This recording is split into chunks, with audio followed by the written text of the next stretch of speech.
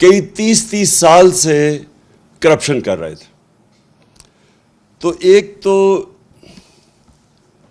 قوم کی توہین کی گئی کہ ہمیں اس طرح سمجھا گیا کہ ہم بھیڑ بکریاں ہیں کہ کسی کو بھی ان کے اوپر مسلط کر دو تو قوم چپ کر کے بھیڑ بکریوں کی طرح قبول کر لے گی. اور اس کے بعد صرف یہی نہیں کہ ہماری گورنمنٹ ہٹائی گئی، بلکہ اس کے بعد پورا ایک پروگرام بنایا گیا کہ کسی نہ کسی طرح ہمیں اتنا دبایا جائے کہ اس کے بعد اٹھ ہی نہ سکے ہماری جماعت. ہم نے جب 25 مئی کو ایک پرامن احتجاج کی کال دی اس بیرونی سازش کے خلاف، اور یہ جو ہمارے اوپر کرپٹ ترین لوگوں کو مسلط کیا گیا تھا، تو جب ہم نے کال دی تو ساری قوم کے سامنے جس طرح کا ظلم کیا گیا، ایک وہ جماعت جس کی کوئی تاریخ ہی نہیں آج تک کبھی انہوں نے توڑ پھوڑ کی ہو یا کوئی انتشار کی، پالیٹکس کی ہو، فیملیز نکلی ہوئی تھی. اور وہ ابھی بھی میری آنکھوں کے سامنے وہ سین ہے کہ جس طرح عورتوں پہ، بچوں پہ، فیملیز کے اوپر جس طرح شیلنگ کی گئی، اور پھر یہ سمجھا کہ یہ کرش کر دیں گے، ہمیں اتنا خوف زدہ کریں گے کہ ہم چپ کر کے گھروں میں بیٹھ جائیں گے. تو میں آج اپنی قوم کا اس لیے آپ کا شکریہ ادا کرتا ہوں اور اللہ کا شکر ادا کرتا ہوں کہ اس کا خاص کرم ہے ہمارے پہ کہ ان 3.5 سالوں میں بجائے اس کے کہ قوم اتنی خوف زدہ ہو کے گھروں میں بیٹھ جائے اور یہ ظلم کو قبول کر جائے، لوگ ایک قوم بننا شروع ہو گئے. پاکستان ایک قوم بننی شروع ہو گئی. میں نے اپنی زندگی میں صرف ایک دفعہ دیکھا تھا، اور مجھے ابھی بھی یاد ہے، میں عمر میری چھوٹی تھی، 1965 کی جنگ میں مجھے تب جو بھی زندہ تھے تب سب کو لگا کہ ہم ایک قوم بن گئے، ایک قوم کھڑی تھی. تو یہ میں نے پہلی دفعہ اس کے بعد اپنی ملک کو ایک قوم بنتے دیکھا ہے. جس طرح لوگ نکلے ہیں اس بائی الیکشنز میں نے جو 2018 کا جنرل الیکشن تھا، جب ہمارا پورا ویو آیا ہوا تھا، تب میں نے پبلک کو ایسے نہیں نکلتے دیکھا جس طرح یہ جو 20 بائی الیکشن ہوئے ہیں پنجاب میں، جس طرح اس وقت میں نے اپنی قوم کو نکلتے دیکھا. اور ہر چیز کے باوجود میں اس لیے بھی آپ کو آج مبارک دیتا ہوں، اللہ کا شکر ادا کرتا ہوں، اپنی قوم کا شکریہ ادا کرتا ہوں کہ ہر حربہ استعمال کیا گیا ہمیں ہرانے کا. پہلے تو ایک غیر آئینی طور پہ اس کو حمزہ کو بٹھا دیا گیا پنجاب کا وزیر اعلیٰ، اس کی کوئی آئینی حیثیت نہیں تھی، اور اس کو سپریم کورٹ نے کہا کہ تم نے کوئی بھی اسٹیٹ مشینری، ایڈمنسٹریشن، پولیس کو بالکل استعمال نہیں کرنا یہ الیکشن کو متاثر کرنے کے لیے. اس نے ہر چیز استعمال کی، اس نے ایڈمنسٹریشن استعمال کی، ہمارے اوپر پورا، یعنی کوئی کسر نہیں چھوڑی کہ انہوں نے الیکشن کو متاثر کرنے کے لیے. اور جو سب سے شرمناک رول تھا وہ پاکستان کی الیکشن کمیشن کا تھا. الیکشن کمیشن نے پورا مل کے نون لیگ کے ساتھ یا حمزہ کے ساتھ پورا مل کے انہوں نے ہمیں الیکشن ہرانے کی کوشش کی.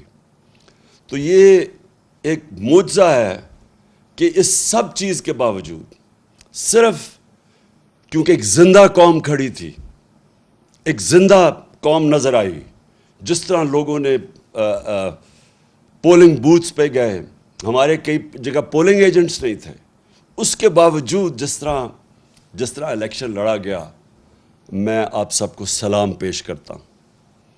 اور یہ اب جو آپ دیکھ رہے ہیں، یہ ایک نئی تاریخ بن رہی ہے پاکستان کی.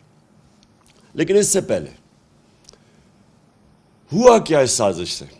میں اپنے جلسوں میں بھی کہہ بیٹھا ہوں، لیکن میں آپ کو بار بار یہ چیز دہرانا چاہتا ہوں کہ ہمارے ملک سے ہوا کیا کہ ایک ملک جو ترقی کر رہا تھا، جو سارے پاکستان کے جو معیشت کے جو انڈیکیٹرز ہوتے ہیں، یعنی جو اکنامک انڈیکیٹرز ہوتے ہیں، وہ سارے صحیح راستے پہ جا رہے تھے.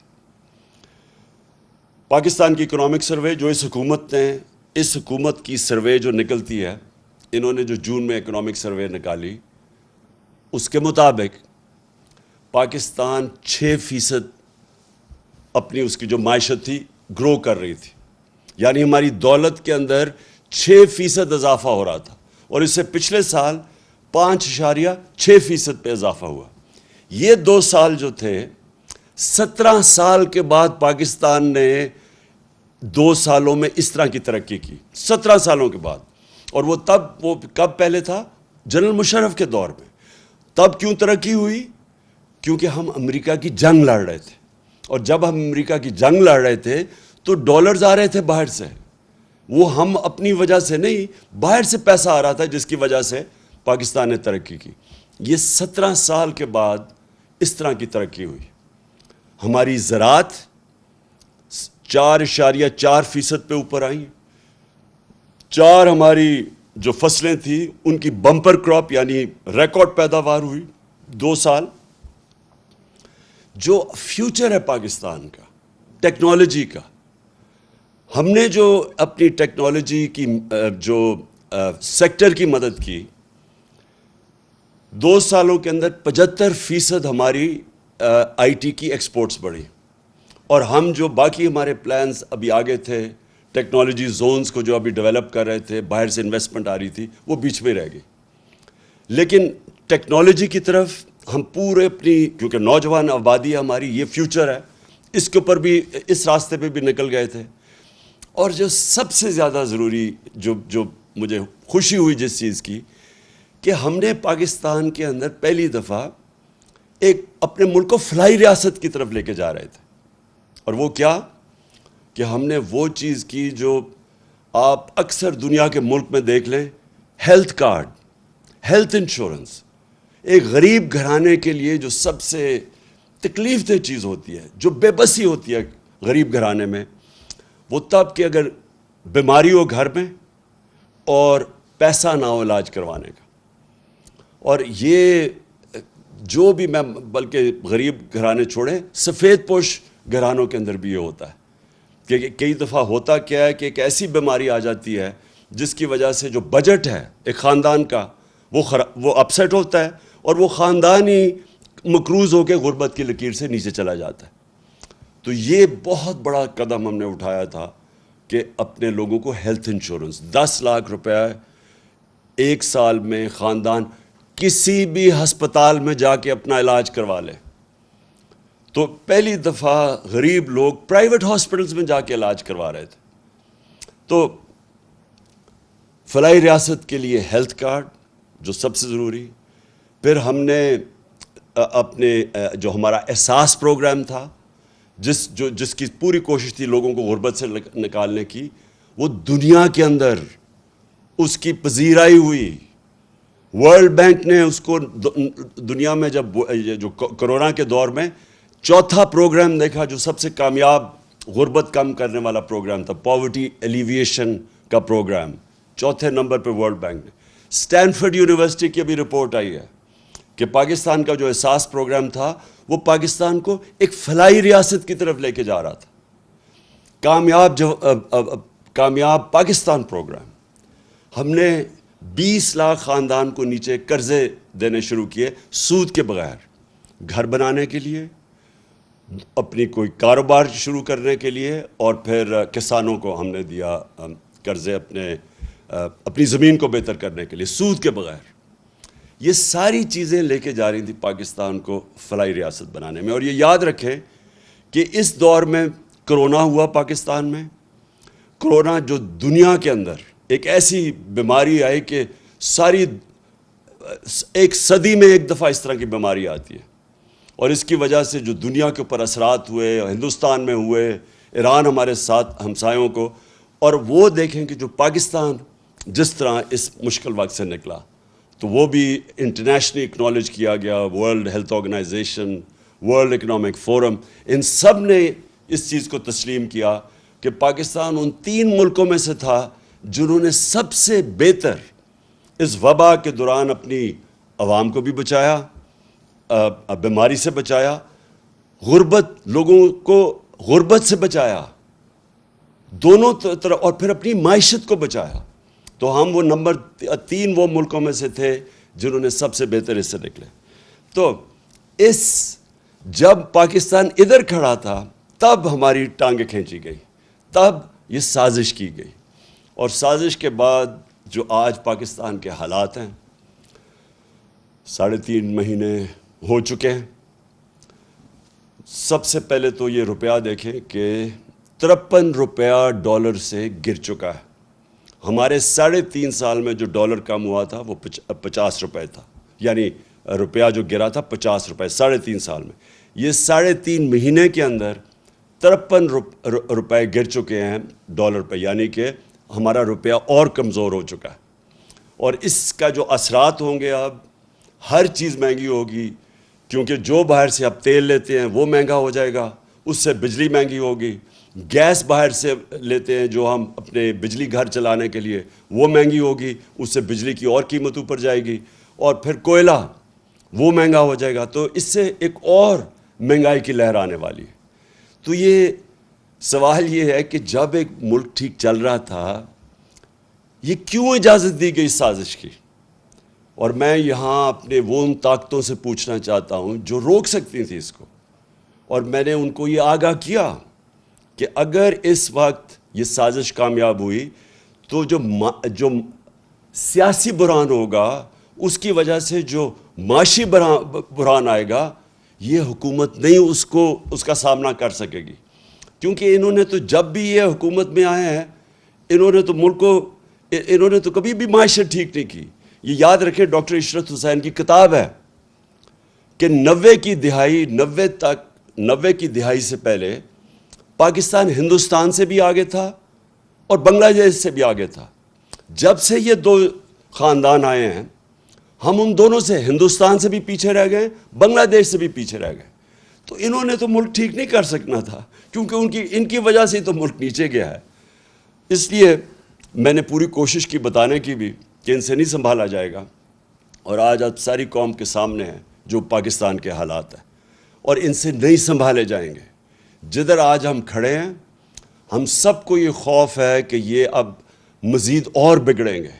اور ہم سب کو یہ خوف ہے کہ جب ہم کہتے ہیں سری لنکا کیا ہوا؟ سری لنکا میں آخر میں وہ بحران ادھر تک پہنچ گیا کہ ان کے پاس پیسے نہیں تھے تیل دینے کے لیے. اور جب وہ نہیں تھے تو وہ سارا کچھ ملک آپ کے سامنے ہے، وہی رک گیا، اور اس کی وجہ سے پبلک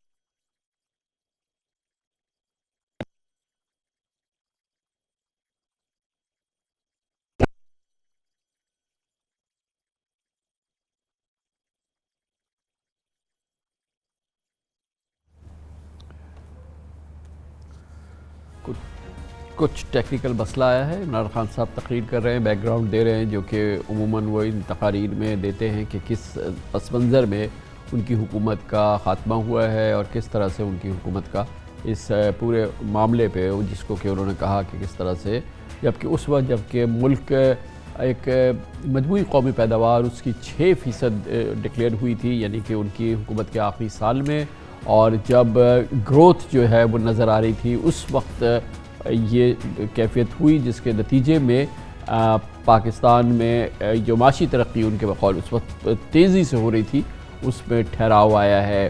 بہرحال اس وقت یہ ایک عجیب معاملہ ہے، ایک عجیب گنجلک سی صورتحال ہے کہ عمران خان کی یہ تقریر جس وقت جاری تھی وہ اس کا ٹیکنیکل پرابلم آ گیا ہے اور وہ نہیں نشر کی جا رہی ہے. میں جاننا چاہتا ہوں کہ یہ کیا سب جگہ اس وقت یہ نہیں آ رہی، کسی اسکرین پہ نہیں آ رہی ہے، کسی بھی اسکرین پہ اس وقت یہ تقریر نہیں آ رہی ہے. بہت ہی ایک عجیب سی مسٹیریس یہ صورتحال ہے، اور ہمیں نہیں پتہ کہ یہ صرف ایک ٹیکنیکل گلچ ہے یا یہ کچھ اور ہے. مگر بہت حیرت کی بات ہے کہ اس وقت عمران خان کا یہ خطاب، نشری خطاب، یہ بند کر دیا گیا ہے یا بند ہو گیا ہے، یا اس میں کوئی ٹیکنیکل گلچ آ گئی ہے یہ ابھی ہم کچھ نہیں کہہ سکتے ہیں. یہ ایک بہت اہم ان کا آج پالیسی خطاب تھا. یہ الیکشنز کے بعد جو صورتحال پیدا ہوئی اور کل پنجاب میں حکومت کی تبدیلی ہوئی, پرویز الہی اور ان کی حکومت وہاں بن گئی پنجاب میں, اس کے بعد یہ اپنا پالیسی بیان دے رہے تھے عمران خان کہ اچانک بند ہو گئی ہیں اور یہ کسی بھی ٹی وی چینل پہ نظر نہیں آ رہی ہیں, اور یہ ایک مسٹیریس سی سچویشن ہے, ایک پراسرار صورتحال ہے. بتایا گیا ہے کہ وہ نشریات بحال ہو گئی ہیں. ہم آپ کو براہ راست دوبارہ سناتے ہیں. سے نہیں کیا تھا, اس لیے ہمیں کوئی اس کے اوپر اعتماد نہیں. اور مجھے جو سب سے زیادہ یہ الیکشن کمیشن کے اوپر اعتراض ہے کہ جب ہم نے کوشش کی پوری کہ الیکٹرانک ووٹنگ مشین لائی جائیں تو اس نے پوری اس کی مخالفت کی.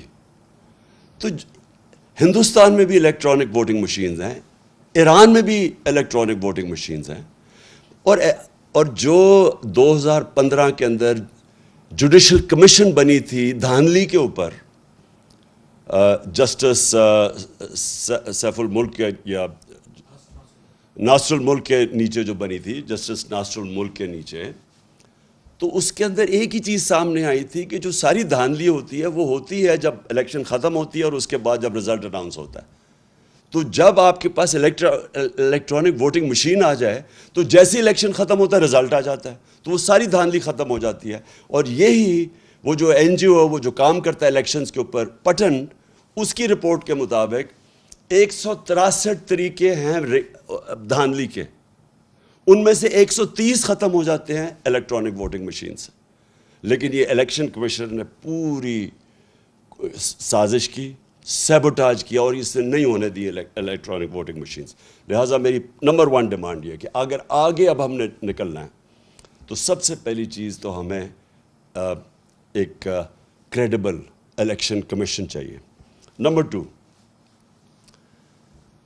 دیکھیں مشکل ہے, حالات ہمارے اس وقت مشکل ہیں, اور جس طرح جتنی دیر یہ گورنمنٹ رہے گی مزید اور مشکلیں بڑھتی جائیں گی, اور اس میں سے نکلنے کے لیے صرف اگر ہمیں قوم بنے, قوم ہی نکل سکتی ہے. دیکھیں یہ میں آپ کو سمجھانے کی کوشش کر رہا ہوں کہ قوم اور ہجوم میں بڑا فرق ہوتا ہے. جب ایک قوم بن جاتی ہے تو وہ جب مل کے 22 کروڑ لوگ جب مل کے فیصلہ کرتے ہیں کہ ہم نے مثلا اپنے قرضے اتارنے ہیں, وہ اتار دیں گے اپنے قرضے. جب ایک قوم فیصلہ کرتی ہے کہ ہم نے ٹیکس اکٹھا کرنا ہے تاکہ ہمارے پاس پیسہ ہو, تاکہ ہم اپنے اسکول بنائیں, ہسپتال بنائیں, اپنی انفراسٹرکچر ٹھیک کریں, وہ کر سکتی ہے قوم. جرمنی اور جاپان دوسری جنگ عظیم کے بعد بالکل ختم ہو گئی تھی, ایک بلڈنگ نہیں کھڑی تھی. آپ تصویریں دیکھیں ان کی. دوسری جنگ عظیم کے بعد جاپان کے اوپر 2 ایٹم بم گر چکے تھے, ان کی ایک بلڈنگ نہیں کھڑی تھی. لیکن کیونکہ وہ قومیں تھیں, قوموں نے مل کے 10 سالوں میں وہ پھر سے کھڑے ہو گئے. تو ہم تو اللہ نے اس ملک کو اتنا زیادہ دیا ہے کہ ہمیں, آپ کو بھی نہیں اندازہ کہ اس نے کتنی نعمتیں بخشی ہیں. لیکن وہ ہم تب تک, جب تک ہم قوم نہیں بنتے, ایک قوم بن کے ہم اس کا مقابلہ نہیں کرتے, ہم ان نعمتوں کا نہیں فائدہ اٹھا سکیں گے. ہم جب, مجھے بڑی اچھی طرح یاد ہے جب زلزلہ آیا پاکستان میں 2005 اور 2010 میں جب سیلاب آیا, کیونکہ میں کام کر رہا تھا, ریلیف ورک کر رہا تھا, میں لوگوں کے بیچ میں تھا, تو جو اگر دیکھنا تھا, اگر اس کی آپ کو کسی نے سٹوریز لکھی ہوں, تو جب قوم نے مل کے ان دونوں بحران, زلزلے کا اور سیلاب کا, ہمیں کوئی, سیلاب میں تو ہمیں امداد بھی کسی نے نہیں دی. انہوں نے کہا آصف زرداری اوپر بیٹھا ہوا ہے, یہ ہم کوئی پیسے نہیں اسے دیں گے کیونکہ اس کے پیسے سیدھے ملک سے باہر چلے جائیں گے. پیسے بھی نہیں ملے. لیکن ہر پاکستانی نے شرکت کی. بیرون ملک پاکستانی مجھے انوائٹ کر کے پیسے دیتے تھے کہ آپ یہ سیلاب زدہ لوگوں کی مدد کریں, اور ہم اس سے نکل گئے کیونکہ قوم سب کچھ کر سکتی ہے. تو ابھی بھی جو اب سامنے ہمارے راستہ ہے, اس میں باحیثیت ہم قوم مقابلہ کر سکتے ہیں. اور جو سب سے پہلے میرا جو پلان بنا ہوا ہے کہ اگر ہمیں حکومت ملتی ہے تو ہم کیا کریں گے, میں سب سے پہلے اپنے بیرون ملک پاکستانیوں کو موبلائز کروں گا. دیکھیں میرے پاکستانیوں، ایک چیز سمجھیں، ہمیں اندازہ ہی نہیں ہے کہ ہمارا کتنا بڑا اثاثہ ہے بیرون ملک پاکستانی. ہم نے آتے ساتھ ہی ان کی تھوڑی سی مدد کی کہ یہ جو پیسے بھیجتے ہیں، ریمیٹنسز بھیجتے ہیں، جو ہمارے لوگ باہر کام کرتے ہیں، ہم نے کوشش کی کہ بینک کے تھرو بھیجیں. پاکستان کی تاریخ میں سب سے زیادہ 31 ارب ڈالر کی ریمیٹنسز آئی. ابھی ہم نے شروع ہی ہوئے تھے، ابھی ہم اور بھی ان کی مدد کر رہے تھے. ہم نے روشن ڈیجیٹل اکاؤنٹ کھولا تھا. ہم نے ابھی ان کے لیے پوری ایک پلان بنایا ہوا تھا کہ کیسے ہم نے ہاؤسنگ کے اندر ان کی انویسٹمنٹ لے کے آنی ہے. جو سب سے بڑا میرا پلان تھا، اور مجھے سب سے افسوس ہے کہ پہلا پلان سیبوٹاج کیا یہ آصف زرداری کی سندھ حکومت نے. ہم نے ایک بنڈل آئلینڈ ہے، اس کے اوپر ایک پورا ایک نیا شہر بنا رہے تھے، ماڈرن سٹی، اور بڑے بڑے انویسٹرز آ گئے جنہوں نے اربوں ڈالر اس میں انویسٹ کرنا تھا. تو اس سے ہونا کیا تھا کہ اس سے ایک تو کراچی جو پھیلتا جا رہا ہے اور جو مشکل، پانی بھی نہیں دے سکتے، سیوریج بھی نہیں دے سکتے، یعنی کراچی کا حالات جو کھنڈر بنتا جا رہا ہے. جب ایک پورا ایک ماڈرن سٹی جس طرح دبئی ہے، کیا وجہ کہ ہم دبئی جیسا ایک جزیرے کے اوپر شہر نہیں بنا سکتے؟ تو وہ پورے انویسٹرز بھی آ گئے. سندھ حکومت نے سیبوٹاج کیا. انہوں نے کہا کہ نہیں، ہم این او سی دے کے واپس لے لیا. اس میں ڈالرز آنے تھے. دوسرا جو راوی سٹی ہے، راوی سٹی لاہور کو بچانے کے لیے پرانا پلان ہے کہ 15-20 سال کا. اس کے لیے بھی لوگ آ گئے، انویسٹرز تیار. ابھی بھی انویسٹرز ہیں، پتہ نہیں ابھی وہ، کیونکہ جب سے ہماری حکومت گئی ہے مجھے نہیں پتہ، وہ بھی آ گئے. ایک عدالت نے 1 سال سٹے آرڈر دے دیا، آگے بڑھ نہیں رہے تھے ہمیں. تو رکاوٹیں تھیں، لیکن اگر دونوں جگہ پیسہ آ جاتا تو آج یہ جو ہمارا روپیہ گر رہا ہے یہ روپیہ نہ گرتا، کیونکہ ہمارے پاس ڈالرز آ جانے تھے باہر سے. تو کہنے کا مقصد یہ کہ اس طرح کے اور ہمارے پلانز ہیں. جو بیرون ملک پاکستانی ہیں وہ سب سے پہلے، اگر ہم ان کے لیے جو پیکیج میں تیار کر رہا ہوں، ہم جب ان سے جب پیسہ آئے گا تو جب تک ہماری ایکسپورٹس اوپر جاتی ہے، کیونکہ اس وقت ہماری امپورٹس زیادہ ہے، ایکسپورٹس کم ہے، اور ہماری ریکارڈ ہمارے دور میں سب سے زیادہ ایکسپورٹس ہوئے تھے.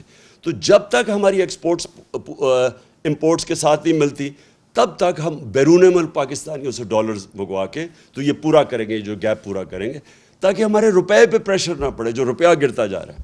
تو پہلی چیز تو میری یہ ہے کہ ہم نے اپنے بیرون ملک پاکستانیوں کو پوری طرح اس ملک کی، جو ہم اس بحران سے نکالیں گے، پوری طرح ان کی ہم مدد لیں گے. اور ان کا جو اربوں ڈالر ان کے باہر پڑے ہیں، یہ محنت کش لوگ ہیں، ان کا انشاءاللہ پیسہ لے کے آئیں گے. یہ کبھی بھی پیسہ جو ابھی حکومت میں بیٹھے ہیں کبھی ان کو پیسہ نہیں دیں گے. کیوں نہیں وہ پیسہ دیں گے؟ ابھی ریمیٹنسز نیچے چلی گئی ہیں. کیوں نہیں دیں گے؟ کیونکہ ان کو کہتے ہیں پیسہ پاکستان لے کے آؤ، اور یہاں سے ہی اپنا پیسہ باہر نکال دیتے ہیں.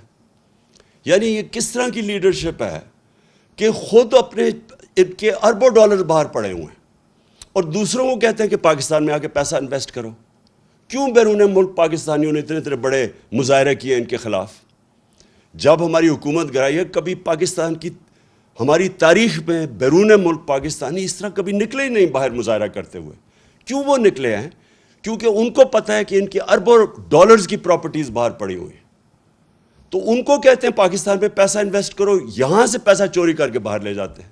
تو ان کے ہوتے ہوئے کوئی باہر سے پیسہ نہیں آنے لگا، اس لیے یہ ہاتھ پھیلا کے پھرتے ہیں کبھی کسی ملک کے پاس.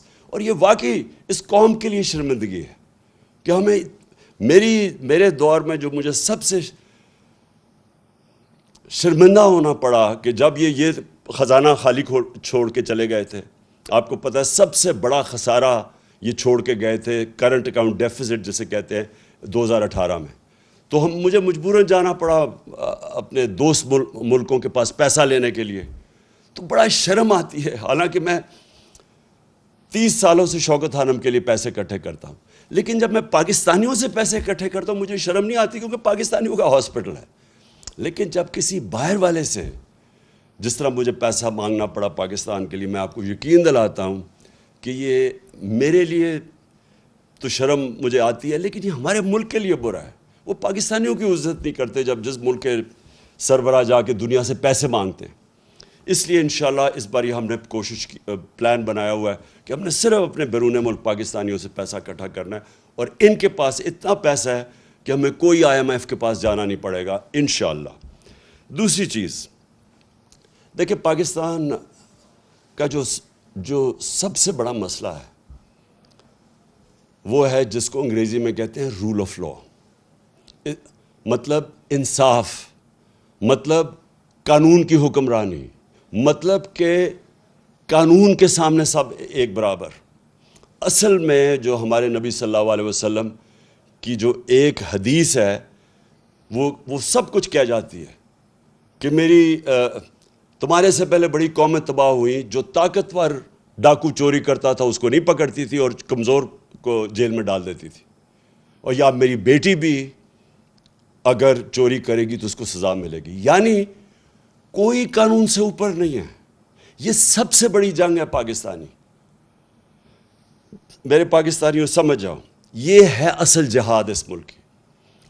جب تک اس ملک میں ہم انصاف نہیں قائم کریں گے, جب تک کہ یہ طاقتور ڈاکو ملک میں دندناتے پھریں گے, اور جب بھی ان کو کوشش ہوگی ان کو قانون کے نیچے لانے کی, یہ بلیک میل کریں گے, دھمکیاں دیں گے. یہ انہوں نے کیا تماشا کیا کل ہماری سپریم کورٹ کے ساتھ. سپریم کورٹ ایک چھوٹا سا سوال پوچھ رہا تھا, چھوٹا سا سوال تھا کہ صرف یہ بتا دو کہ کہاں, اور سپریم کورٹ کی رولنگ کو وہ کی بات تھی, وہ سپریم کورٹ یہ کہہ رہا تھا ایک جگہ ہمیں بتا دو کہ کیا پارٹی ہیڈ فیصلہ کرتا ہے یا پارلیمنٹری ہیڈ فیصلہ کرتا ہے. بس یہ تھا. کیونکہ پارلیمنٹری ہیڈ نے فیصلہ کیا تھا اور پرویز الہی جیت گیا تھا, یہ کہہ رہے تھے کہ نہیں جی پارٹی ہیڈ جس کو انہوں نے آصف زرداری گیا اس کو شام کو مل کے, اور اس نے اس کو کہا کہ جی پارٹی ہیڈ نے دوسرا فیصلہ کر دیا. اب قانون کے اندر واضح سب کو ہے, کسی وکیل سے پوچھ لیں کہ کسی صورت یہ جو یہ کہہ رہے تھے وہ غلط تھا کہ پارٹی ہیڈ کا نہیں فیصلہ تھا, یعنی چودھری شہزاد کا فیصلہ نہیں تھا. کیا کیا انہوں نے نہیں کیا عدلیہ سے. سارے وہ ایک سے ایک بڑا ملک کا ڈاکو بیٹھ گیا ٹیبل پہ, اور ایک سے ایک شروع ہو گیا برا, کوئی عدالتوں کو برا بھلا کہنا, تھریٹن کرنا, یعنی دھمکیاں دینا. اور یہی تھا جب نواز شریف کے یہ جو مریم کے نام پہ یہ جو فلیٹ پکڑے گئے پینما میں, یہ تو بیرونی انکشاف ہوا تھا. پینما کے جب جج بیٹھے ہوئے تھے وہ ایک ہی سوال پوچھتے رہے کہ یہ بتا دو کہ پیسہ, آپ نے کہا ہاں ہمارے یہ 4 بڑے بڑے محلات ہیں, بس یہ بتا دو کہ پیسہ کدھر سے آیا خریدنے کا. وہ جواب نہ دیں, سارے دنیا کی جواب دیتے رہے, اور وہ یہ بات صرف یہ کہنے کی, یہ قانون کے اوپر سمجھتے ہیں اپنے آپ کو. یہ سمجھتے ہیں کہ یہ قانون صرف کمیوں کے لیے ہے, یہ صرف عام لوگوں کے لیے قانون ہے, ہم کوئی بہت ہی خاص چیز ہے جو قانون سے اوپر ہے. اور یہ سب سے بڑا مسئلہ ہے پاکستان کا.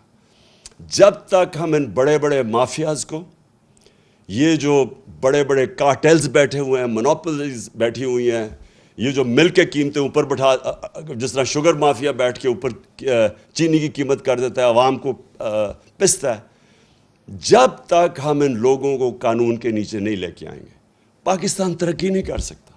اور یہ ہے اس ملک کی جنگ. آج سے 26 سال پہلے میں نے جب اپنی پارٹی اناؤنس کی تھی تحریک انصاف, اس کا مطلب ہی یہ تھا, کیونکہ میں تو باہر دنیا میں دیکھ لیا تھا, میں تو برطانیہ میں یہ جو قانون کی حکمرانی دیکھ لی تھی, وہاں تو کوئی قانون کے اوپر نہیں ہے. آپ یہ سوچیں کہ ان کا پرائم منسٹر بورس جانسن بھاری اکثریت سے جیتتا ہے الیکشن, اس کی پارٹی اس کو نکال دیتی ہے. کیوں نکالتی ہے؟ صرف ایک چیز سے, انہوں نے کہا سب کے لیے قانون تھا کہ کرونا کے دوران آپ نے اکٹھے نہیں ہونا, تو آپ کیوں اکٹھے ہو گئے؟ اس چیز کے اوپر اس کو نکال دیتے ہیں. یہاں اربوں روپے کی پراپرٹیز ان کی باہر پکڑی جاتی ہیں, جواب دے نہیں سکتے, اور وہ لیڈر بنے ہوئے ہیں. اور اس کی 2 وجوہات ہیں. سب سے پہلی کہ اس ملک کے اندر ہم نے آنے نہیں دی قانون کی حکمرانی. یا ملٹری ڈکٹیٹرز تھے, وہ ویسی قانون کے اوپر تھے, وہ ویسی قانون توڑ کے آتے تھے. پچھلے 62 سال میں آدھا وقت ملٹری ڈکٹیٹرز رہے ہیں اور آدھا وقت یہ 2 خاندان رہے ہیں. اور یہ 2 خاندان جب بھی ان کو کوشش کرتے ہیں ان کے کرپشن کیسز، یہ سارا وقت یا تو ملک سے باہر بھاگ جاتے ہیں، اور یا پھر یہ سارا وقت یہ کہتے ہیں کہ جی آپ کی جرت کیسے پڑی کہ ہمیں قانون کے نیچے لانے کے لیے. اور جب تک یہ نہیں ہوگا میرے پاکستانیوں، جب تک ہم اپنے ملک میں انصاف قائم نہیں کر سکیں گے، جس ملک میں صرف غریب لوگ جیلوں میں جائیں اور طاقتور ڈاکو ایوانوں میں پھرے، پرائم منسٹر بن جائے، اتنے بڑے کیسز ہوں، جب تک ہم یہ نہیں کر سکیں گے، یہ ہے اصل جہاد اس ملک کی. تو میری کوئی کسی سے دشمنی نہیں ہے. مجھے یہ بڑا عجیب لگتا ہے کہ کہتے ہیں جی، مجھے کئی صحافی بھی کہتے ہیں عمران صاحب آپ ان سے کیوں نہیں بات چیت کرتے، آپ بات ہی نہیں کرتے. بات چیت سب سے کرتا ہے پولیٹیشین. طالبان ہیں جو ٹی ٹی پی ہے، ان سے بھی بات کرنے کے لیے ہم تیار ہیں.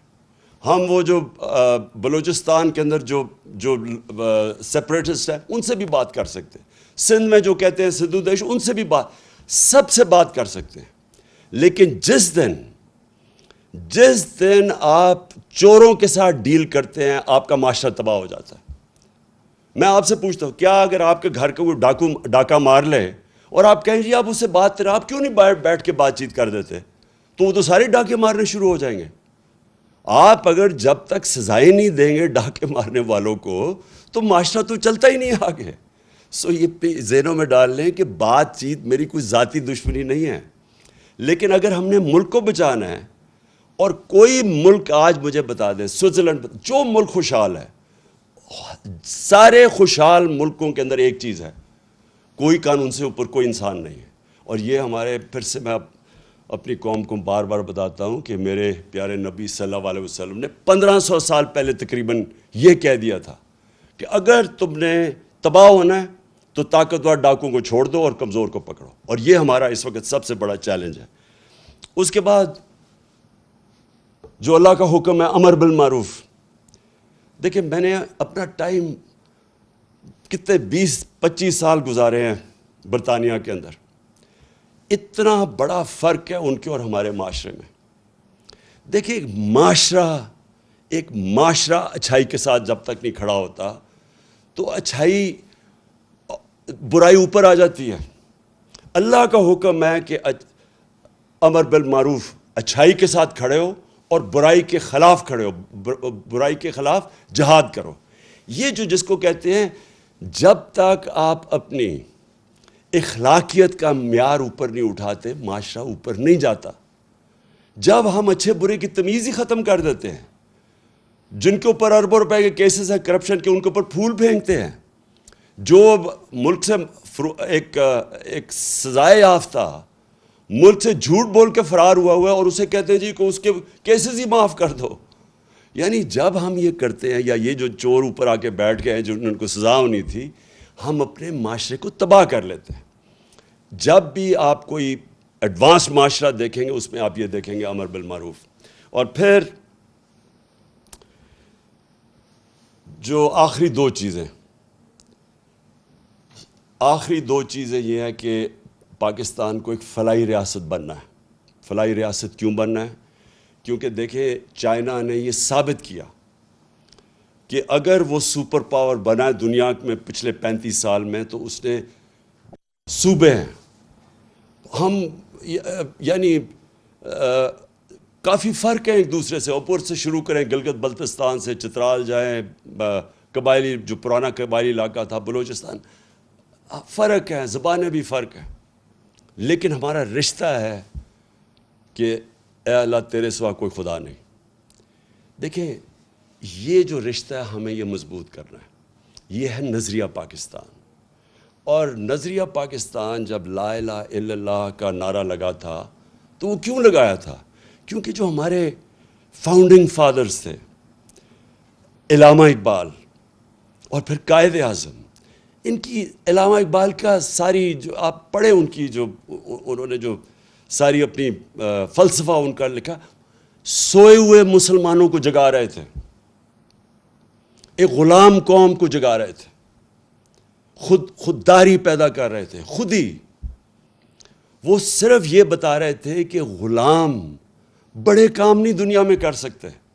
اللہ نے بہت بڑا انسان کا مقام بنایا ہوا ہے، لیکن اوپر انسان صرف تب جا سکتا ہے، اقبال کا شاہین صرف تب بن سکتا ہے جب وہ غلامی کی زنجیریں توڑے.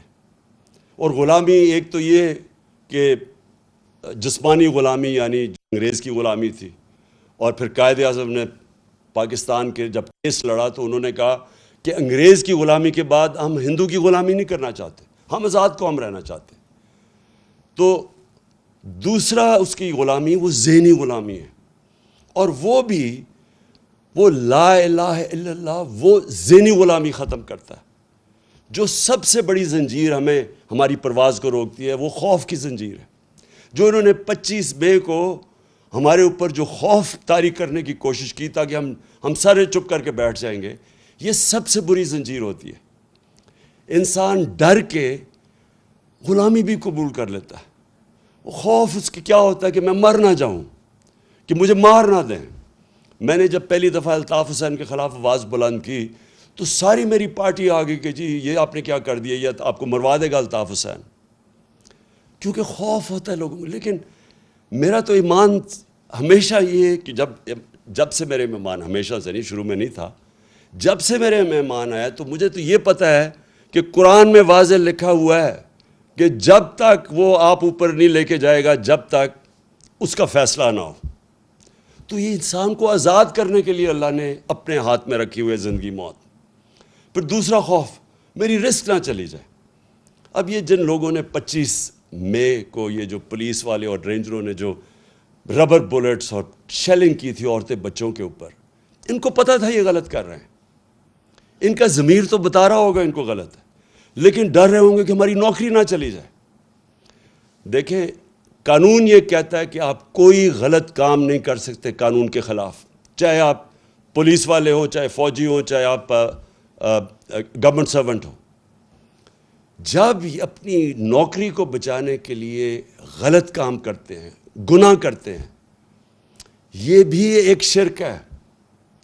آپ اپنے ضمیر کو جب بیچتے ہیں، لالچ کو پیسے دے کے آپ کو خریدتا ہے، یہ جو ابھی بکے ہمارے لوگ بھیڑ بکریوں کی طرح، یہ بھی شرک ہے، کیونکہ اللہ الحق ہے.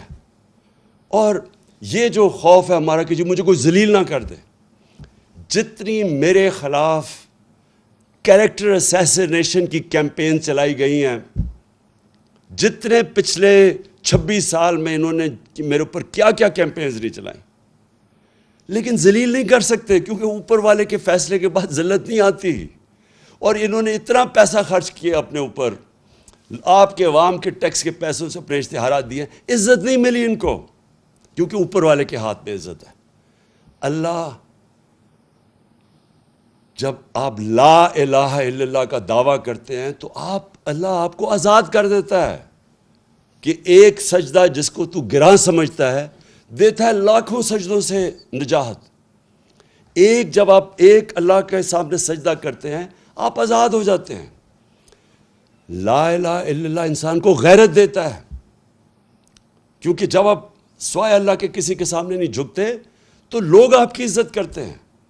اور قوموں کا بھی یہی ہے کہ جب ایک دھمکی آئے امریکہ سے اور ایک دھمکی کے اوپر ہم ان کی جنگ میں شامل ہو جائیں اور اپنے 80,000 لوگوں کو قربان کر دیں امریکہ کے لیے، اور پھر برا بھلا بھی وہ ہمیں کہیں، اور ہم اپنا قبائلی علاقہ تباہ کر دیں ان کو خوش کرنے کے لیے، اور ہم 100 ارب ڈالر سے اوپر اپنے ملک کا نقصان کر دیں، اور ہمارے ملک میں 400 ڈرون اٹیک کریں جس کی کوئی مثال ہی نہیں ہے کہ آپ جس ملک کی مدد کر رہے ہیں وہ آپ کے اوپر ہی ڈرون اٹیک کر رہا ہے، عورتیں بچے مار رہا ہے، اور کوئی بولے نہ خوف کی وجہ سے کہ وہ امریکہ سپر پاور ہے. یہ ہے شرک، میری نظر میں یہ شرک ہے. میں جب یہ جنگ چل رہی تھی میں مسلسل کہتا رہا کہ یہ غلط ہے. مجھے کہہ رہے تھے طالبان خان ہے اور ہر قسم کی میرے اوپر، بلکہ یہ اخباروں میں پڑھے مجھے انہوں نے کیا کیا کہا کہ دہشت گرد ہے اور یہ اور وہ ہے. دیکھیں میں اپنی قوم کو سب کو کہنا چاہتا ہوں، ہم نے اپنے آپ کو ذلیل کیا ہے یہ شرک کر کے. آپ ریمنڈ ڈیوس مزنگ کے اندر دن دہاڑے 2 پاکستانیوں کو 19 اور 20 سال کے لڑکوں کو گولی مار دیتا ہے، اس کی بیوی خودکشی کر لیتی ہے کہ مجھے یہ انصاف نہیں ملے گا کیونکہ امریکن نے گولی ماری ہے. آپ کو پتہ ہے کہ پاکستان کے انصاف کے نظام نے کیا کیا؟ اس کو پکڑ کے امریکنز کو واپس کر دیا اور وہ کھلا پھرا تھا. کیا پاکستانی وہاں یہ کرے تو کیا وہ معاف کریں گے؟ ہمارے ایمل کانسی نے امریکہ کے اندر 2-3 لوگ قتل کر دیے اور وہ پاکستان آ گیا. انہوں نے پاکستان آ کے ہمارے قانون کے یعنی ہماری عدالتوں کے بغیر یہاں سے آ کے اغوا کر کے لے گئے اور ہم نے ان کی مدد کی اغوا کرنے کے لیے. اور امریکہ کے اندر جج پوچھتا ہے کہ آپ نے پاکستان سے اس کو اٹھا کے لے آئے کیسے آئے؟ تو اس کا وکیل کہتا ہے کہ پاکستان ڈالر کے لیے اپنی ماں کو بھی بیچتے ہیں. یہ ہم نے ذلت اٹھائی ہے، یہ ہمارا قصور ہے، یہ امریکہ کا قصور نہیں ہے کیونکہ ہم یہ خوف کے بت کی پوجا کرتے ہیں. میں کبھی یہ نہیں کہوں گا کہ ہم کسی قوم کی دشمنی لیں.